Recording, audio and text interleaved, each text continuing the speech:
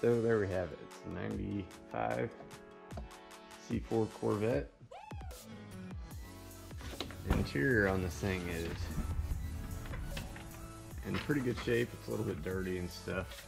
I mean, nothing that can't be detailed out of it as far as the carpets and stuff go. From what I've seen so far, except for on the driver's side, there is cigarette burns, or at least one over there.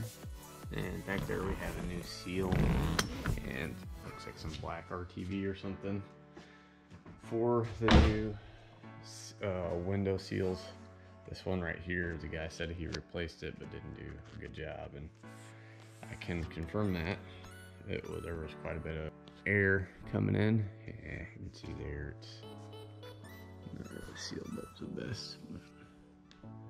Yeah, like I said, there's a new one back. He said that's what that is back there, is a new seal.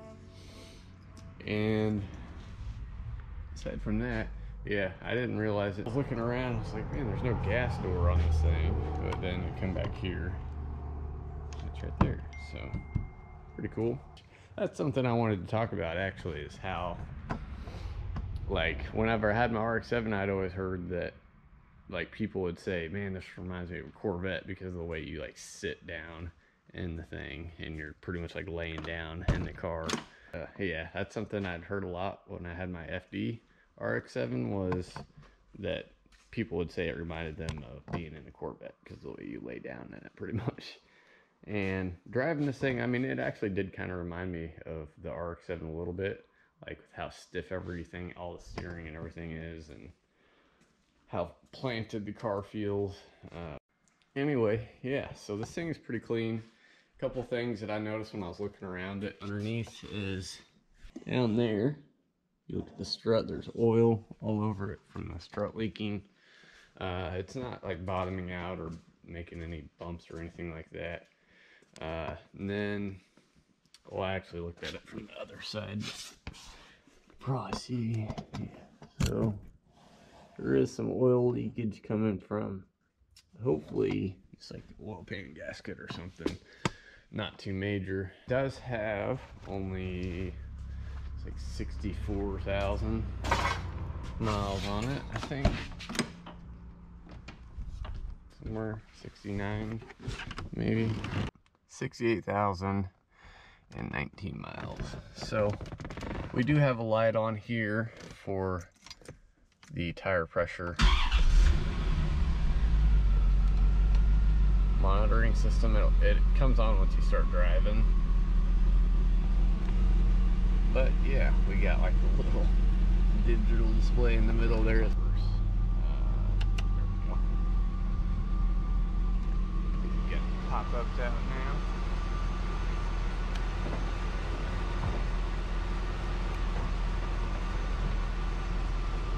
This thing, I really think it needs an exhaust and a cam too, would be cool. But yeah, so I actually hadn't seen it with the pop-ups up on the outside. Looks better with them up, I think. So it's got the classic rectangular stock exhaust on it. I think we need to do an upgrade there for sure. Like I said, cam would be cool, but then we'd be talking about getting the tune and all that stuff, and I don't want to deal with all that. So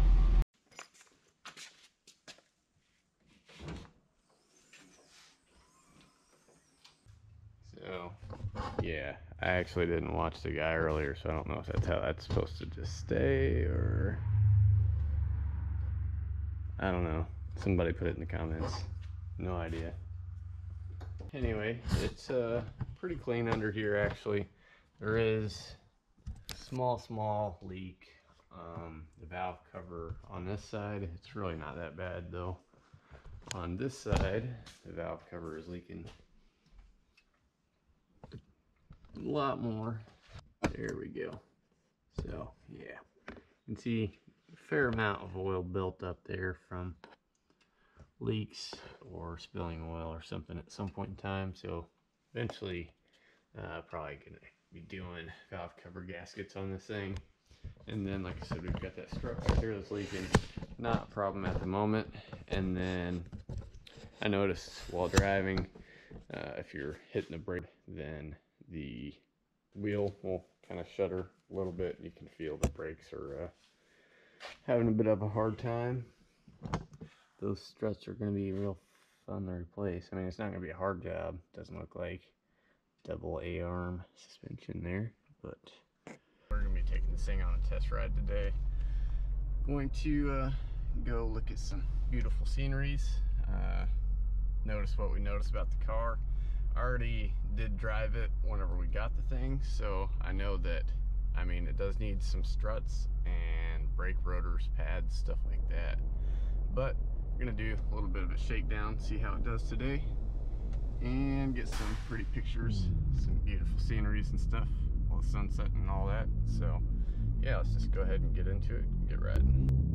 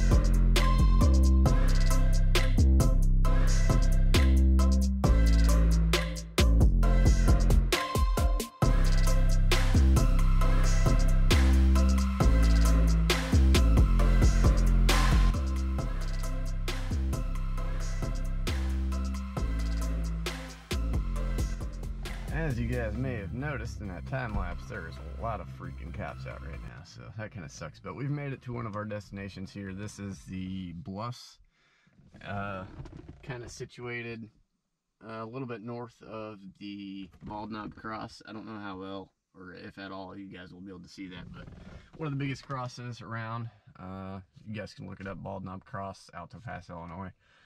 And yeah, I mean, you can see that thing from St. Louis, Missouri, which is about 3 hours away. So it's a pretty big cross, and it's a really pretty scenery that we got here at the Bluffs, looking out over it and all the valleys down low and stuff. Somebody's got a fire going down there, but I'm gonna go ahead and hop out and get some pictures while people stare at me in the car and stuff.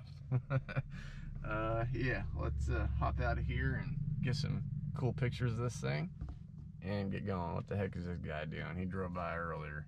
So we got some pretty good pictures here.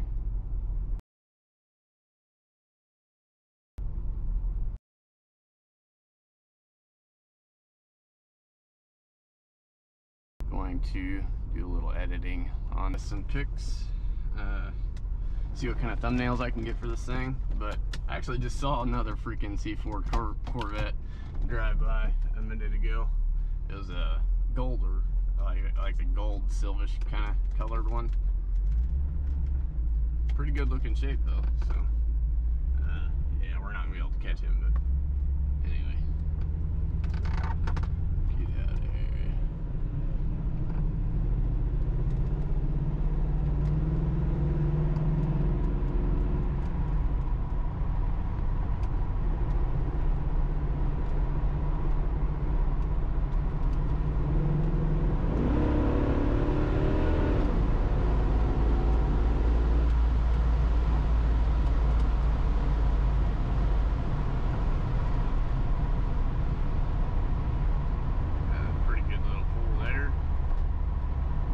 Speed limit pretty quick.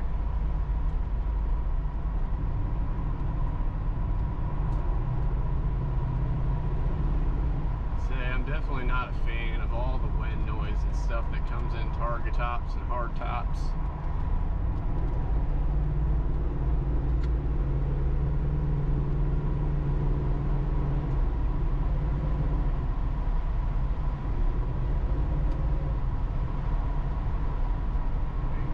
Pretty good though. It's pretty responsive on the throttle. Not too bad anyway.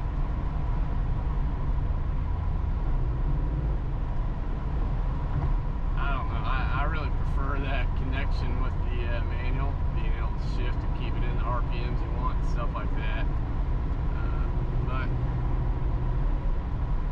you do have a lot more drivability out of an automatic as far as things go when you get into traffic and stuff like that. So that is the plus side of autos. Really not giving it a whole lot right now. Just kind of a little bit of spirited driving to them, so to speak. Not really getting into high RPMs or anything. Rides out pretty good. Feels pretty good in the corners and everything. I mean, it doesn't feel super tight, but it's pretty tight front end. Probably at some point in time needs some new control arm bushings and things of that sort, but I mean, it still feel good. But as old as they are, I'm sure they're probably starting to dry rot a little bit. Nice little twisty here.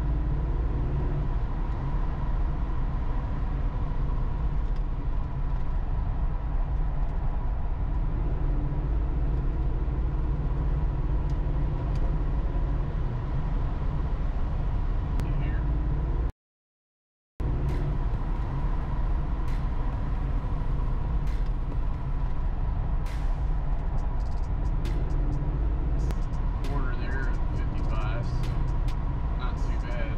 Oh, here's that Corvette. We're coming up on it now.